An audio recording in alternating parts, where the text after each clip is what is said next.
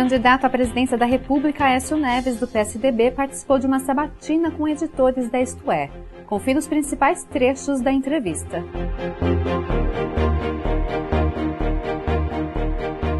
A primeira é uma mudança ética, de valores. Talvez essa seja a mais perversa das heranças que esse governo nos deixará. A baixa qualidade das relações políticas e o absurdo aparelhamento da máquina pública para servir a interesses que não são os dos brasileiros. Interesses desse governo e de grupos políticos que convivem dentro do governo. Segunda, é uma mudança de visão do Estado. Né? Eu tenho, e pratiquei isso durante toda a minha vida, uma visão clara de que o Estado não tem que ser ineficiente. Então, o resgate da meritocracia, um governo que funcione, que tenha metas, que apresente resultados, acho que é uma mudança profunda que o Brasil precisa viver, qualquer que seja o próximo governante. Né? Hoje, o que nós assistimos é a desqualificação cada vez maior dos serviços públicos, da qualidade desses serviços. E uma mudança na visão de mundo. O Brasil, hoje é parte do sistema e nós nos isolamos por uma visão absolutamente equivocada desse governo, que nos levou a um alinhamento ideológico na nossa política externa, sem que isso trouxesse qualquer benefício ao Brasil. Eu acredito profundamente que é possível você estabelecer uma relação política fora dessa mercantilização que ocorre hoje no Brasil. As negociações elas sempre existiram, espaços de poder compartilhado sempre existiram, mas o PT amesquinhou essa relação, nunca foi como é hoje. Espaços de poder, diretorias de bancos, ministérios, dados distribuídos em função de alguns segundos, por exemplo, da propaganda eleitoral. Eu defendo que no início do próximo governo nós tenhamos uma reforma política que possa, entre outras questões, eu talvez seja o único candidato que tem colocado esse dedo na ferida de forma mais contundente.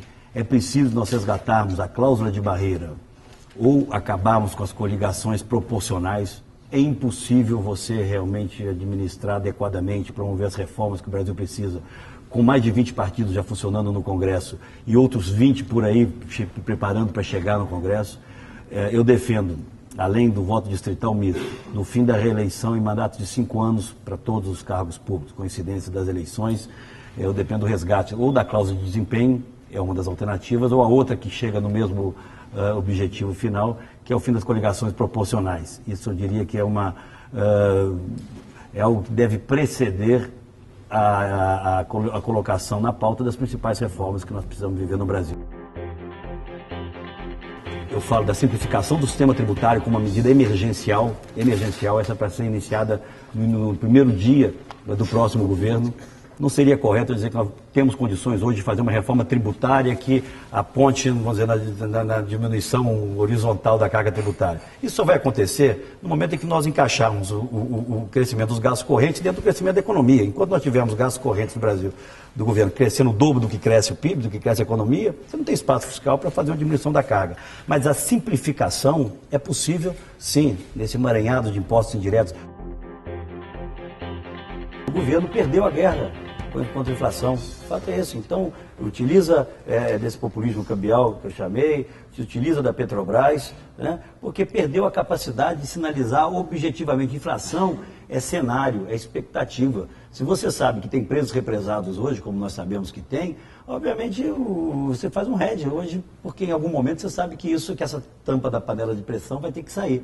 Então, transparência é essencial para nós buscarmos, iniciarmos uma curva declinante da inflação, para, quem sabe, em 2 anos alcançarmos o centro da meta. A inflação de alimentos há mais de um ano está em 2 dígitos em todas as regiões metropolitanas do Brasil. Nós temos uma inflação represada de combustíveis, de energia, né? que num determinado momento vai ser que essa tampa vai ter que soltar. País que não cresce não gera emprego. Só tem um caminho para recuperar a geração de empregos, que é o caminho do crescimento.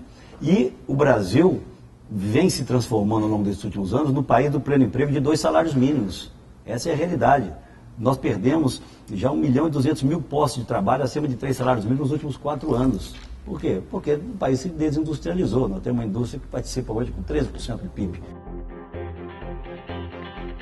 É uma certa ousadia eu anunciar, alguns podem considerar até uma certa prepotência eu anunciar o nome do ministro da Fazenda, mas eu anunciei primeiro para mostrar que nós temos um time, sabe, de altíssimo nível à disposição do Brasil, uma seleção brasileira mesmo em todas as áreas, para que o Brasil não se contente em jogar com um time de segunda divisão, né? Profissionalização, a sinalização que eu quero dar ao Brasil eleito presidente é essa, que o setor público foi profissionalizado, vai estar na direção dos bancos e das empresas públicas, pessoas que o mercado conheça, sejam servidores de carreira ou não, né, isso não é o fundamental, mas pessoas absolutamente qualificadas, fora de qualquer ingerência política. No caso das empresas públicas, especial Petrobras, fala até de Eletrobras também, o que nós vamos é restatizá-las, porque nós fomos sempre acusados de sermos privatistas, né?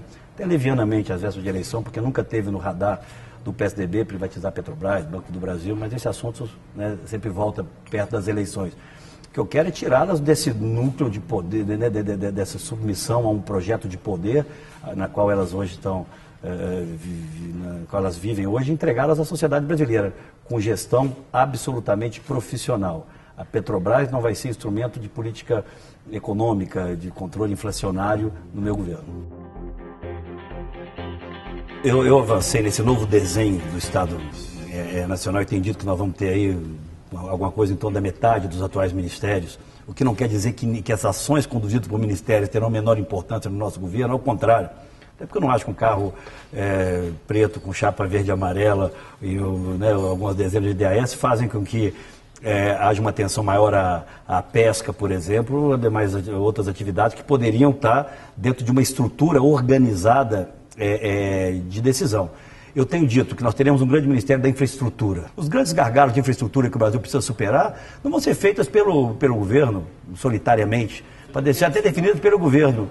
Eu não vou anunciar ainda, não está maduro, mas eu penso um nome de altíssima qualidade. Eu tenho falado de um super Ministério da Agricultura, porque da agricultura. Qual que é a principal atividade econômica hoje do ponto de vista de geração de divisas, enfim, tem ajudado o Brasil a não ter um crescimento tão medíocre, ou poderia ser ainda mais medíocre do que vem tendo? É o agronegócio. Esse também tem que sair da cota da negociação ali, da divisão de espaço. Eu tenho falado em um super Ministério da Agricultura, que se sente com o Ministério da Economia, que é o Ministério da Fazenda, com o Ministério do Planejamento na definição de orçamento, com o Ministério da Infraestrutura na definição de quais são, do ponto de vista logístico, os gargalos principais que nós temos em hidrovias, em ferrovias, enfim. Eu acho que nós teremos um super ministério do ponto de vista da qualidade das pessoas e dos poderes que esses órgãos terão sem fazer parte da negociação política. Citei 2 ou 3 aqui que eu acho que esses serão, obviamente, de escolha direta e pessoal do presidente da República.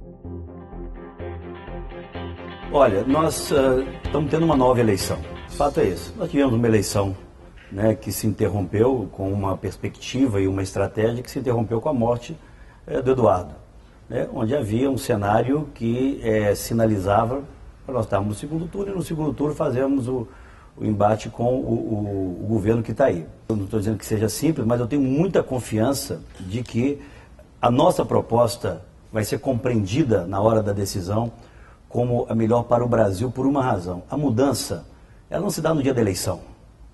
Tem muita gente que hoje tende a votar na Marina, segundo as últimas pesquisas, com o sentimento de que ela tenha eventualmente melhores condições de derrotar a Dilma.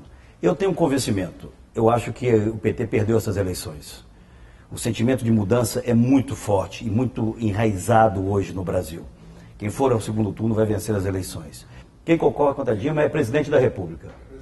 É presidente da República. O PT perdeu essas eleições. E nós temos 2 alternativas. Nós e a Marina. Então, e nós somos, em grande parte, aquilo que nós fizemos ao longo da nossa vida, né? Ninguém reescreve a história, você pode reescrever o futuro. Então, é preciso que essa avaliação ocorra, não apenas em relação a nós, mas em relação à própria Marina. Eu não duvido das boas intenções dela, mas a Marina é fruto desse mesmo sistema que hoje ela combate, né? A Marina militou por 20 anos no PT.